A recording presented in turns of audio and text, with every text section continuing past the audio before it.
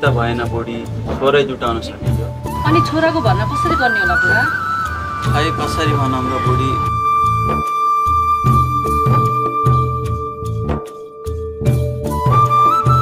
यही गहना ढिलो राखेर भयो भने छोरालाई पढाउनु पर्छ है बुढा।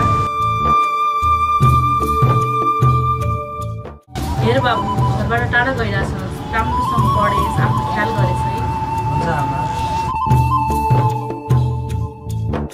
राम्रोसँग जानु छोरा, घरको परिस्थिति सम्झेर पढ्नु, साथीभाइको लैलैमा नलाग्नु, बिग्रिनु सप्रिनु तिम्रै हात हुन्छ। हाम्रो सहारा तिमी मात्र हो छोरा, आफ्नो ख्याल गर है। हुन्छ आमा, हजुर पनि आफ्नो ख्याल गर्नु होला है।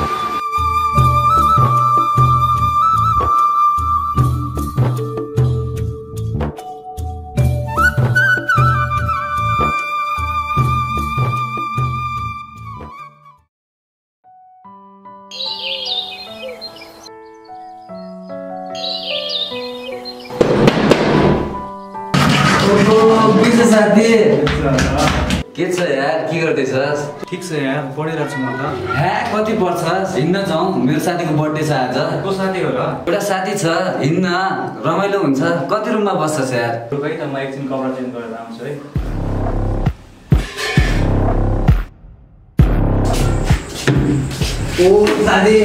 साथी के छ यार? ह्यापी बर्थडे यार। के साथी? ठिक छ नि यार, हुन्छ मेरो साथी सुमन। ह्यापी बर्थडे साथी। के साथी? ठिक छ यार। बस सुमन बस। सब्जी दुईटा बियर खाउँ साथी।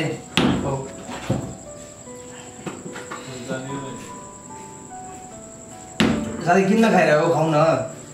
खाऊ न खाऊ, आज उसको बर्थडे हो त। म त दारू खान्न नि साथी। दारू होइन नि साथी, बियर हो बियर। खाना त खा, बियर त भने आज उसको बर्थडे पनि छ। खाइदिनु साथी। ह्यापी बर्थडे दोस्त। के छ यार तपाईँको दोस्त यार? भयो यार साथी, म त अब खाँदैन है। नहीं खाऊ न खाऊ, थोरै खाऊ न अझै, थोरै खाऊ न। खाऊ न, आज बर्थडे हो नि उसको यार, खाऊ न यार। होइन यार दोस्त, म त खान्न नि यार। खाना दोस्त, खाना एक कप हान्न दोस्त, हान्न। भित्रैसम्म ल्याउ न दोस्त, बिस्तारै ल्याऊ, भित्रैसम्म ल्याऊ कि खाना न दोस्त, केही हुन्न कि एक कप त। रमाइलो छ यार, रमाइलो छ नि। रमाइलो छ नि दोस्त, रमाइलो छ यार।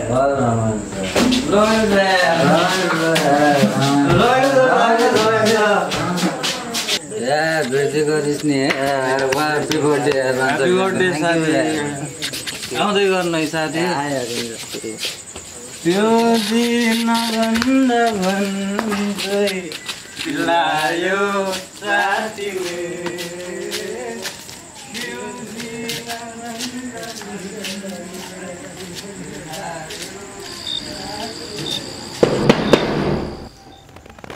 बाबु, भाडा दिने समय पनि आयो, कहिले दिने होला? अहिले त छैन अङ्कल, केही दिनपछि दिउँला नि।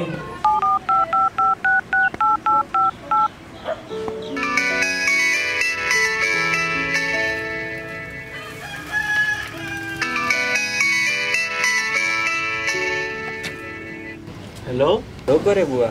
भाग्यमानी भइस् बाबु। अनि कस्तो चल्दैछ त पढाइ? पढाइ त ठिकै चल्दैछ बुवा। रुम भाडा तिर्ने समय पनि आएछ।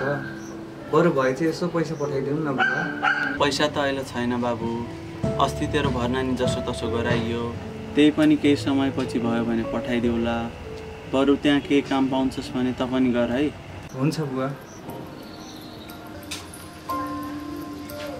नमस्ते म्याडम।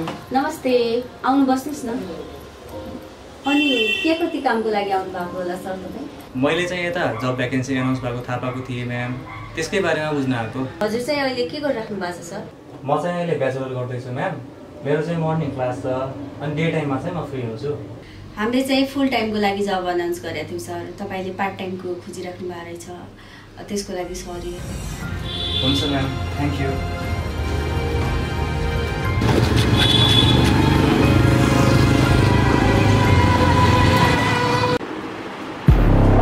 के छ साथी?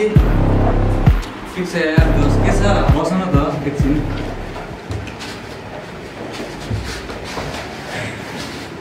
त्यो चोर ल्याउनु त खाइदिउँ ल दोस्त खाएर हाल न के भयो दोस्त तिमीलाई टेन्सन छ यार त्यसमा त के को टेन्सन भयो के काम पाउँछस् भने त पनि गर है त्यसको लागि सरी। पैसा कमाउने तरिका त मसँग छ साथी के तरिका हो साथी गर्ने होस् के हो साथी तिमी टेन्सन नल्याउनु दोस्त चिल हान न के हो दोस्त राउनु दोस्त प्राण कस्तो हुन्छ साथी चाखेर हेर नि त कसरी हान्ने दोस्त चोट हाने जस्तै हान न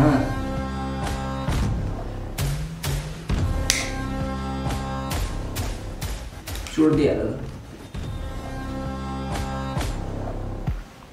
हानिहाल कस्तो लाग्यो हात ठिक छ यार दोस्त यही हो दोस्त पैसा गराउने तरिका यही त भने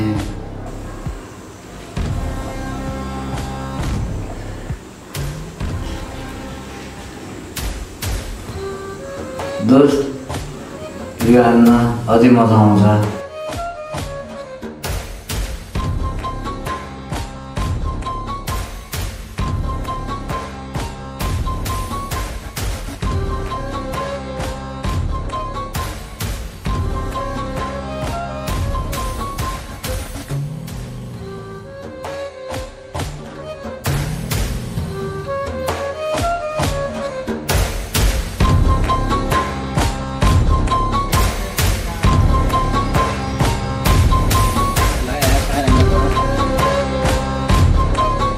खाना खाएर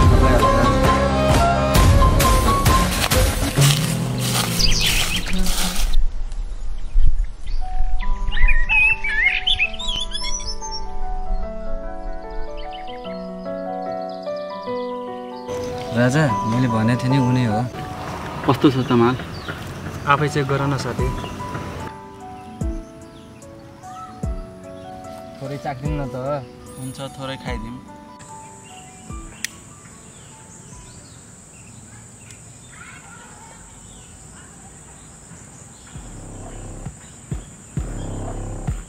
ल निस्किम न त साथी पैसा के को पैसा जाउँ निस्किनु अरे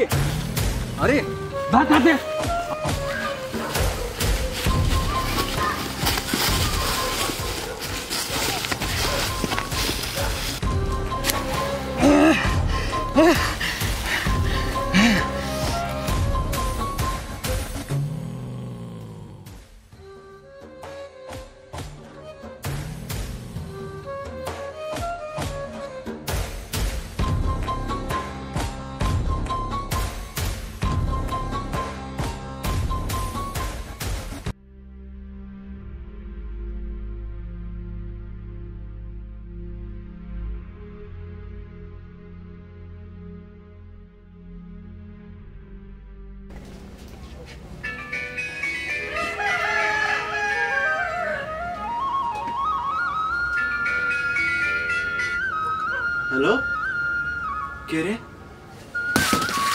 तपाईँ चाहिँ बिरामीको को पर्नुभयो सर मैले चाहिँ उहाँलाई 81 बाटोमा चाहिँ अझै अवस्था फेला पारेर हेर्नुहोस् अनि एउटा मानवताको हिसाबमा चाहिँ मैले उहाँलाई यहाँसम्म ल्याएर अनि उहाँको परिवारहरूलाई खबर गरिदिनु भयो के भयो रहेछ डाक्टर साहब छोरालाई?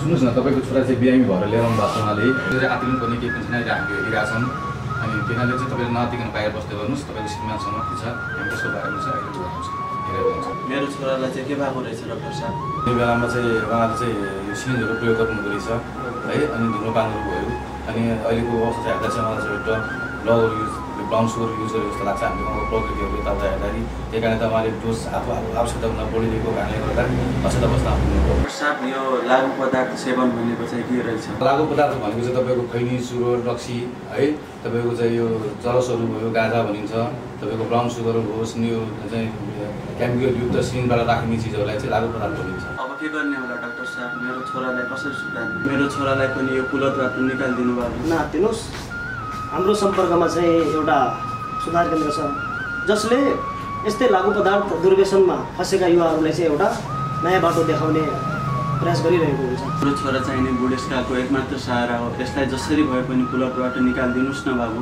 बेहोस अवस्थामा उहाँले लिएर आइदिनु भयो, अहिले नलाग्नुहोस्, अहिले चाहिँ तपाईँ चाहिँ ढुक्क हुनुहोस्।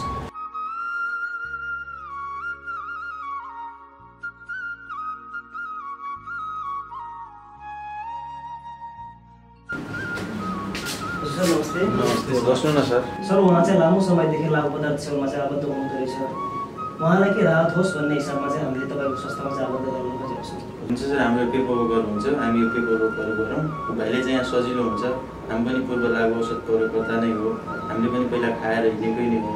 हाम्रो एउटा भन्छ नि यो एडिक्टहरूको जो स्टार्टिङ फेजमा हुन्छ नि एउटा मिरर हुन्छ कि, हामीले पनि यो भाइलाई हेऱ्यो भने हाम्रो स्टार्टिङको दिएर गइहाल्दा हुन्छ कि हामी पनि यसरी नै हिँडिरहेको थियो भन्ने कुराहरू। हजुरको नाम भन्नु न। लक्ष्यबहादुर खड्का।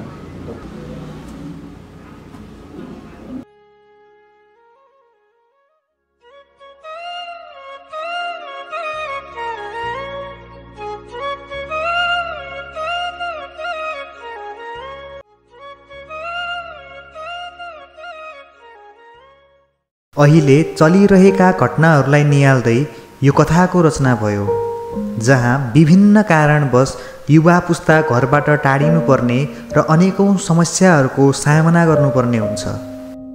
आफ्ना सन्तानको उज्जवल भविष्यका लागि अठोट विश्वाससहित र सन्तान आफ्ना र घरको जिम्मेवारी सम्झिँदै घरबाट नयाँ सुरुवातको खोजमा दौडिने क्रम जारी नै छ।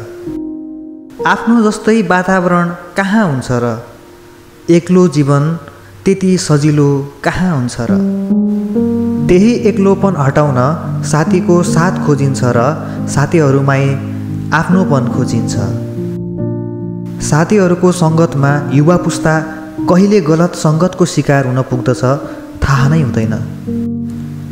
त्यही माथि अनेकौं समस्या, हाम्रो देशको बेरोजगारी अनि मानसिक तनावकै कारण केही युवा पुस्ताहरू गलत सङ्गत अनि कुलतमा पर्दछन्। त्यही गलत सुझावका कारण अनि पैसाको लोभको कारण केही युवा पुस्ताहरू लागु पदार्थ सेवन सँगसँगै अवैध सामग्रीहरू बेचबिखनमा पनि आबद्ध भएको छरपष्टै देख्न सकिन्छ। लागु पदार्थकै कारण धेरै युवा पुस्ताहरू गलत कार्यमा संलग्न हुने छरपष्टै देख्न सकिन्छ।